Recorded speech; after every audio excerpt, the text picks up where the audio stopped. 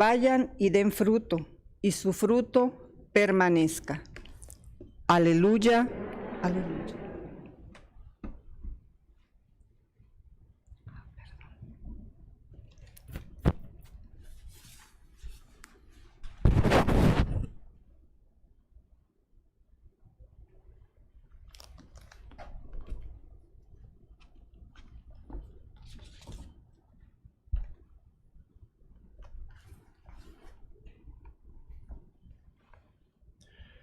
Que el Señor Jesús esté con todos ustedes.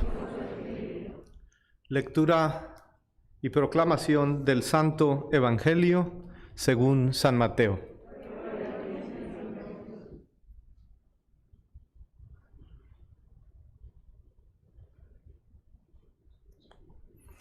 En aquel tiempo, Jesús dijo a los sumos sacerdotes y a los ancianos del pueblo esta parábola. Había una vez un propietario que plantó un viñedo. Lo rodeó con una cerca, cavó un lagar en él, construyó una torre para el vigilante y luego lo alquiló a unos viñadores y se fue de viaje. Llegando el tiempo de la vendimia, envió a sus criados para pedir su parte de los frutos a los viñadores. Pero estos se apoderaron de los criados, golpearon a uno, mataron a otro y a otro más lo apedrearon.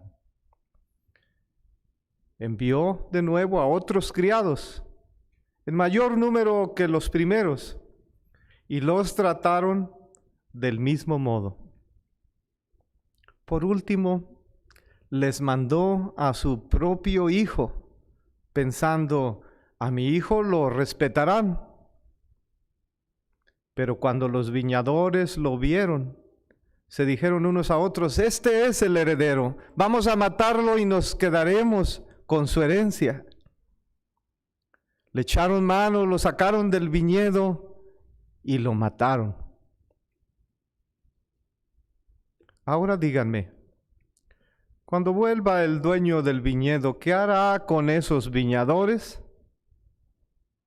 Ellos le respondieron, dará muerte terrible a esos desalmados y arrendará el viñedo a otros viñadores que le entreguen los frutos a su tiempo.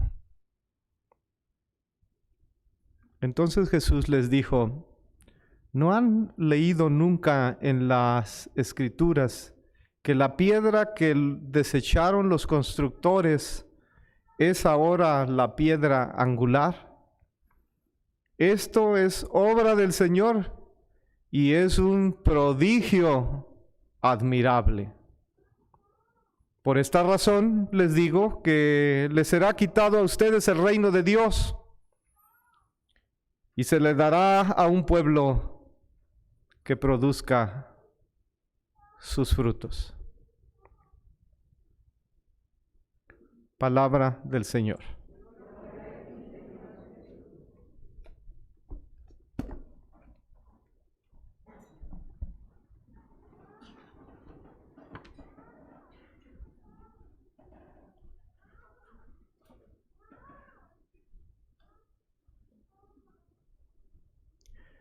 Domingo 27 o 27º del tiempo ordinario.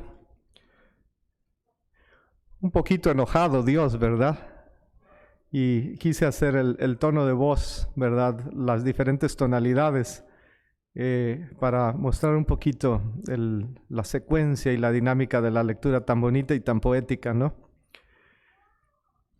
Fíjense que allá en la región de Tijuana y Ensenada, no sé si ustedes conocen por esas tierras, está el famoso Valle de Guadalupe, en la ruta del vino, y hacen tours y la gente puede ir y se disfruta en esa región que es vitivinícola, pues se disfrutan los grandes viñedos, ¿no? De hecho, en esa región del Valle de Guadalupe se produce el 70% de todo el vino que se consume en toda la República Mexicana. Es como el Napa Valley de la República Mexicana, ¿verdad? Si es que No es comercial ni nada por el estilo, ¿verdad? De un tour, pero sí es decirles que cuando uno va por aquellos rumbos, pues se pueden ver los grandes viñedos.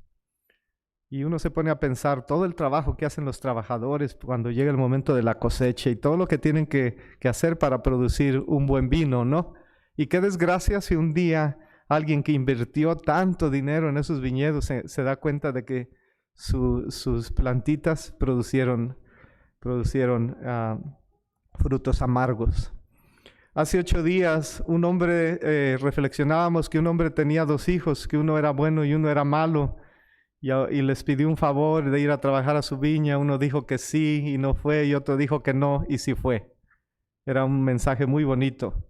Ahora es otro propietario que plantó una viña y se esmeró y la cuidó y la rentó. Las palabras claves serían como propietario, viña, lagar, labradores. ¿Qué título le ponemos? Porque siempre yo le pongo un título, ¿verdad? A la palabra de Dios. Pues no sé qué título les gusta. La parábola de los viñadores, o la parábola de los viñadores asesinos, la parábola de los viñadores malagradecidos, la parábola de los viñadores avaros, la parábola de los viñadores homicidas o produciendo frutos, o la advertencia de Dios o la desilusión de Dios. The wicked tenants, dicen en inglés, ¿verdad? The wicked tenants. Y también está presente esta historia en los otros evangelios sinópticos, en Lucas y Marcos. Tiene rasgos alegóricos que conectan con la primera lectura, la lectura del evangelio, porque la primera lectura también es un verdadero poema. Se llama El Canto de la Viña, que está en Isaías capítulo 5, versículo 1. Y siempre les digo las citas porque pueden revisar después el video y poder profundizar las citas. Entonces, yendo un poquito a lo de Isaías, es una verdadera pieza literaria con un aliento poético muy fino, finísimo. De hecho, los estudiosos de la Biblia dicen que ese canto que se llama el canto de la viña, que está en el capítulo 5 de Isaías, se llama la alegoría isaiana de Isaías, ¿no? Y tiene un ritmo binario en 2 tiempos que es fácil notar. Es decir, como un platillo que te comes y que en 2 tiempos te lo comes. El amor delicado y gratuito del propietario de la viña, que cuida con mucha ternura, ¿verdad? Y el pertinaz desamor de los labradores que se adueñan sin ningún derecho de algo que simplemente era prestado, no era suyo. Entonces vemos ese contraste ya de entrada, cariño y fidelidad en contra de agradecimiento y de infidelidad. Cultivo esmerado, cosecha amarga. La alegoría entonces concluye con algo muy dramático. La viña del Señor de los ejércitos es la casa de Israel. Los hombres de Judá, su plantel preferido. Esperó de ellos el derecho y le dieron asesinatos. Esperó de ellos la justicia y solamente obtuvo lamentos. ¿Cuántas veces Jesús no repitió estas bonitas metáforas para hablarnos del reino de los cielos, para que entendiéramos, usando vid, viña, labradores? Los que viven en el Valle de Guadalupe entenderán esta reflexión, o los que viven en el Valle de Napa, les va a caer como anillo al dedo esta reflexión, ¿verdad? Cuando Cristo dijo, yo soy la vid y ustedes son los sarmientos. Permanezcan conectados. Y vean el verdadero poema que tuvimos al principio. Y yo cambié un poquito las palabritas, ¿verdad? Pero es un canto, el canto de la viña. Voy a cantar en nombre de mi amigo un canto de amor a su viña en un fértil collado. Entrecavó, desencantó, construyó, cavó y esperó que el lagar produciera uvas, pero le dio agrazones, o sea, uvas no maduras, uvas amargas. Y se entristeció y se enojó y dijo entonces: quitaré su valla, destruiré su tapia y no será podada, y crecerán las zarzas y los cardos, y prohibiré a las nubes que lluevan sobre ellas. Dios se enojó o se embraveció, ¿verdad? Esperaba derecho y me dieron asesinatos, esperaba justicia y me dieron lamentos. Dicen los escritores, no le apliquen nada más esa historia a los de Israel de esa época. La viña es el mundo. Los viñadores pues fueron malagradecidos, fueron homicidas, fueron envidiosos, avariciosos, altaneros. ¿Cómo se atreven? Pero la viña somos nosotros, eres tú y soy yo. Y hemos hecho de este planeta Tierra un verdadero basurero y un desastre. Pero es que no el Evangelio son buenas noticias y usted nos va a hablar de malas noticias. Bueno, una radiografía del mundo, si se le pudiera sacar una radiografía al mundo, ¿cuál sería el diagnóstico? Si hay racismo, si hay guerra, si hay pobreza por doquier, si hay discriminación, si hay muerte, si hay prostitución, si hay pornografía y aborto y sentimientos anti-inmigrantes, injusticia, explotación, miedo, ansiedad, depresión, vacío profundo. Ese es el mundo en el que vivimos. I'm sorry to say bad news. Uvas agrias, ¿verdad? Agrazones. Hemos hecho caer lluvia ácida que está arruinando la cosecha. ¿Espera Dios que demos frutos? ¿Qué creen ustedes? ¿Está Dios enojado? ¿Qué creen ustedes? ¿Tiene razón en estarlo? Fíjense que hay un pasaje de la Biblia que siempre me ha llamado la atención, ¿no? Esto es punto y aparte, ¿verdad? Que tiene que ver con viñas y viñedos. Pero cuenta la Sagrada Escritura en Mateo capítulo 21, versículo 18, que un día Jesús caminando, no había desayunado el pobre Jesús, ¿no? Tenía mucha hambre y no había desayunado y por ahí con los pies cansados, y cuando volvía a la ciudad sintió hambre. Entonces vio una higuera que estaba por ahí al borde del camino y se acercó a ella para quitarle algunos frutos, pero ¿qué creen ustedes? No encontró nada. Encontró más que hojas y era tiempo de cosecha. Y entonces Jesús se enojó muchísimo, se molestó tanto, vio profundamente a la higuera y la maldijo y le dijo: nunca más volverás a dar frutos. Yo creo que Cristo estaba hasta temblando, ¿verdad? Cuando le dijo a la higuera: nunca más volverás a dar frutos. Y en ese instante, dicen los que narran el Evangelio, ¿qué pasó a la higuera? La higuera se secó en ese instante. Ya después, era una parábola viviente porque los apóstoles no les dijo nada, simplemente iban caminando, buscó y la maldijo y siguieron su camino. Ya después les diría: el que permanece en mí da frutos abundantes y el que se separa de mí se va a secar totalmente.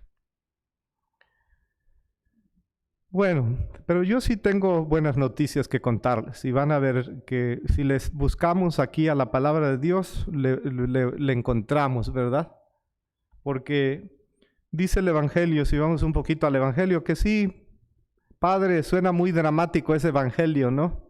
Nos hace sentir culpables a todos. Bueno, un momento, déjenme revisar la historia. Un propietario plantó una viña y la arrendó a unos labradores, ¿verdad? Así empieza. Y luego el día de la cosecha mandó a sus criados. Es lógico, si ustedes tienen un rancho y alguien se los está trabajando y sembrando lo que sea, pues luego tienen que ir a hacer cuentas, ¿no es cierto? El día de la cosecha entonces mandó a sus criados a recoger los frutos y estos fueron asesinados. Luego mandó a otros criados y fueron asesinados, y luego mandó a su hijo y lo mataron para quedarse con la herencia. ¿Quién es quién en la parábola? Les repito, la viña es nuestra sociedad, nuestra comunidad, Nuestra Señora de Fátima, nuestro mundo, nuestro planeta. Tú, yo, nosotros, tu familia es la viña. El dueño, pues, es Dios. Los arrendatarios, pues, a lo mejor hoy podríamos decir que ¿quiénes serían los arrendatarios? Los jefes de los países, los jefes de Estado, los mensajeros, los sacerdotes, los profetas. El hijo muerto, ahí está el hijo muerto, sigue muerto, ¿verdad? Resucitó, pero por lo menos nos gusta esa imagen de cuando le quitamos la vida, nosotros los arrendatarios malagradecidos. Tiene elementos de desilusión de Dios, porque Dios mismo, como si tuviera las entrañas de una mamá, cuando ustedes tienen un hijo y no entienden cómo es posible que, mijito, te di la mejor educación, mijito, me desviví, mijito, por ti. Hiciste la primera comunión, hiciste tu confirmación, hiciste todos los sacramentos, mijito, ¿qué te pasó? Y Dios se porta aquí como mamá, como ustedes a veces. Porque Dios dice, ¿qué más pude hacer por mi viña que no hiciera? Díganme por favor, ¿por qué cuando yo esperaba que diera uvas buenas, ese lagar dio uvas agrias? Oiga, Padre, ¿no sería que a Dios le falló su plan? Porque Dios hizo un llamado a la fecundidad, Padre, y le hemos entregado puros frutos amargos y le hemos entregado pura perversión. Entonces sí, no podríamos decir que está decepcionado o desilusionado o embravecido, enojado, triste. Pero ¿qué tal cuando la respuesta fue, se les quitará el reino de Dios y se les dará a un pueblo que produzca frutos? O sea, bueno, ok. Como ya mataron a mis primeros emisarios y mataron a mis segundos emisarios y mataron a mi hijo, bueno, entonces le voy a dar las riendas del viñedo a alguien más, porque ustedes son unos inútiles. O nosotros, ¿verdad? Se la voy a dar a unos nuevos destinatarios, se los voy a dar a unos nuevos arrendatarios que algún día ustedes verán en el cielo. Como ustedes no cumplieron, entonces voy a llamar a la prostituta de la esquina, voy a dárselo al borrachito, al que andaba en drogas, voy a buscar otros, porque supuestamente los que eran buenos me quedaron mal, entonces voy a ver a quién le doy la rienda de... las riendas o a quién le encargo mi rancho o mi viña. Se la voy a dar a los pequeñitos, se la voy a dar a los marginados, se la voy a dar a los pobres, se la voy a dar a los sencillos, a los humildes, a los que nadie toma en cuenta, se los voy a dar a aquellos que según el mundo no sirven para nada y no valen nada. A ver, porque ustedes no cumplieron, han hecho un desastre con mi viña.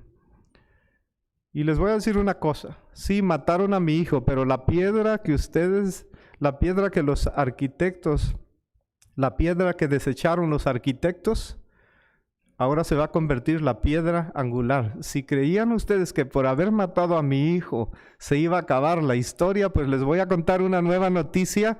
Ese hijo muerto va a ser el imán que va a atraer a más corazones del planeta a vivir en el amor y en la caridad.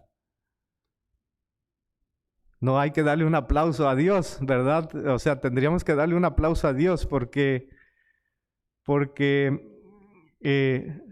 realmente, y luego dice la misma escritura, porque Dios es Dios quien lo ha hecho, es un milagro patente. ¿Y no acaso es un milagro que miren este muertito que revivió y que ahora llama a tantas personas en la historia de la humanidad? Para mí la buena noticia es que la paciencia de Dios no se detiene por la ingratitud humana. Dios sabe esperar. Dios no cambia. Dios no cambió. Dios no va a cambiar nunca. Envió a sus profetas y los matamos. Envió a más siervos y los matamos. Envió a su hijo y lo matamos. Nosotros cambiamos, nosotros quedamos mal. Nosotros rompimos el convenio, la alianza, el contrato, pero Él no lo rompió, no lo romperá. Esperará, será paciente hasta el último momento de nuestra vida. Estará esperando a ver si por ahí alguna uvita o algún racimo es dulce y no tan amargo. Dios nunca cambia. Uno rompe la parte de la alianza, pero Dios no rompió su alianza ni la romperá nunca, porque como dice San Juan, de tal manera amó Dios al mundo que le dio a su Hijo único, para que todo aquel que crea en Cristo, aunque sea en el último momento de su vida, aunque sean los últimos 5 segundos de su existencia, el que crea en Cristo no se pierda, sino que tenga la vida eterna. ¿Qué tal? Entonces es una muy buena noticia. Me acuerdo que un señor un día en la prisión se confesó, ¿no? Y tenía 30 años sin confesarse. Y le dije, dice, fíjese, tenía 30 años sin confesarme, ¿cómo? Y todo lo que hice y todo por lo que pasé y cómo yo fui infiel a Dios. Y yo le dije, pues, tú cambiaste, tú lo abandonaste, tú lo negaste, tú te alejaste de Él, tú lo ignoraste, pero Él nunca te ignoró, Él nunca cambió, Él nunca te dejó, Él nunca te abandonó, Él te esperó 1 año y te esperó el otro, te esperó 10, te esperó 1 década, te esperó 2, te esperó 3, y mira, ¿acaso no crees que hay una fiesta ahorita en el cielo? Una vez estaba yo platicando con un gran predicador a quien admiro y me platicó su historia de conversión y me dijo, no, yo fui un desastre y en mi vida fui un verdadero desastre, me dijo. Le digo, platícame un poquito de tu conversión, ¿no? Y me dijo, fíjese, le voy a decir qué es lo que me hizo regresar y convertirme en un predicador y regresar a la iglesia. En una ocasión, en un retiro, me confesé. Fui a un retiro y me confesé con un sacerdote. Y bueno, total que le comenté todas las atrocidades que yo había hecho en mi vida, etcétera, etcétera. Ya platicamos, largo y tendido, etcétera. Y al final le dije, pues ya me dio la bendición y todo eso. Y le dije, ay padre, ¿sabe qué? ¿Qué? Dijo el padre. Se le olvidó la absolución, padre. Perdón, se le olvidó la penitencia. La absolución sí se la dio. Se le olvidó, padre, la penitencia. Y entonces el padre se quedó pensando y le dijo, a ver, de penitencia, déjame ver. Dice, pues piénselo bien, padre, porque pues estuvimos platicando como media hora. Dice el padre, bueno, las penitencias no se ponen basado en el tiempo que uno pase hablando con el penitente, ¿verdad? Déjame ver, ¿qué te dejo de penitencia? ¿Qué te dejo de penitencia? Oh, ya sé. ¿Y qué creen que le dijo el padre? De penitencia, no penitencia. ¿Pero qué? ¿Qué está diciendo, padre? No te voy a dar penitencia. No te voy a dar penitencia. No creas que tú con un Padre Nuestro, con un acto, le vas a pagar a Dios su misericordia y que ya vas a decir, pues es que yo cumplí los 2 Padres Nuestros o los rosarios o lo que haya sido. No te voy a dar penitencia. Y él se estremeció, dice, ¿cómo es posible tantos años alejados de Dios y el padre no me dio penitencia? Yo creo que el padre era muy inteligente, sabía de psicología por ahí, porque me gustó esa táctica que utilizó, porque él se arrodilló ante un crucifijo y empezó a llorar y llorar y llorar y llorar, porque experimentó profundamente la misericordia de Dios en su vida, quien lo esperó, lo esperó, lo esperó, lo esperó, lo esperó. Mandó a sus emisarios y los mató, a lo mejor mandó a otros emisarios y los mató, mandó a su propio hijo y lo rechazó y luego se lo encontró. Qué bonito testimonio. Hermanos, la palabra de Dios hoy nos hace un llamado a dar frutos. Vendimia, sazón, cosecha, harvest, como ustedes quieran, ¿no? Hay que dar frutos, ya sea en este momento o también llegará el momento del juicio final en donde Dios nos dirá cuáles son tus frutos, ¿ok? No arruinemos la cosecha de Dios con nuestras lluvias ácidas, con uvas secas, con uvas agrias, con agrazones. Hagamos lo que San Pablo dice en la segunda lectura, de la manera más bella, Filipenses 4:6.